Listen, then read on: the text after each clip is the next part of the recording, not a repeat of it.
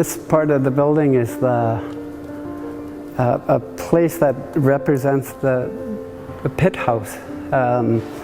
The pit house is built in such a way that entrance was through the roof there, and that should represent a ladder system that people use to get out.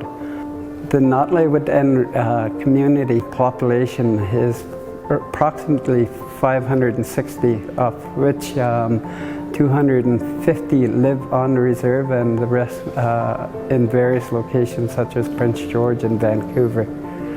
And our primary resource here is wood.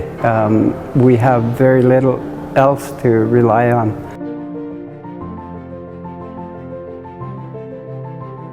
Well, the water declaration provides some safety measures for our communities because we do rely on the water. You've heard that water is life, and that can't be more true than here in Nadleh, because the salmon comes up from the Fraser, from the Pacific Ocean to spawn here in the headwaters of Michaco, and that's one of the reasons why the water declarations has been developed, so that we can provide some sort of safety measures for the migrating salmon. The unemployment rate here in Nadleh is about 40 to 50%. There's very little opportunities for our membership to be hired at West Fraser, a local sawmill, and there's very little opportunities for employment in Fraser Lake because of the closure of the Indaco mines.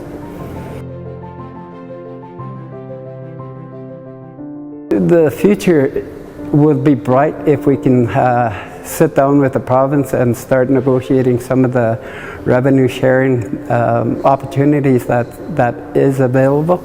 However, if they chose not to, then our only option would be going to court, and that's something that we'd like to avoid at all costs. It wasn't rosy right from day one with Coastal GasLink or the province, because of the EA process was lacking in terms of addressing First Nations issues. However, with negotiating with the province and Coastal GasLink, we came to terms on how they're going to treat the environment and actually what employment opportunity means to our community members.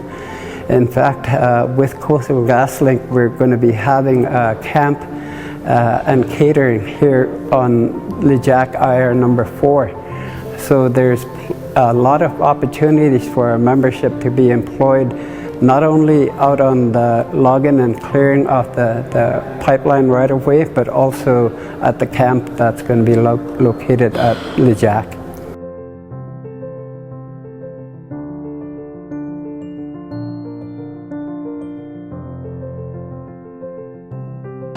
We've never been compensated for the damage here.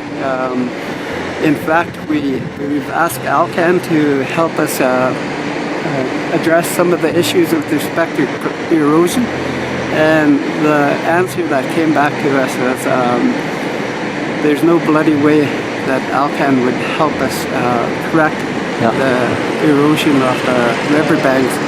So that part of our gripe with Alcan and the province of BC.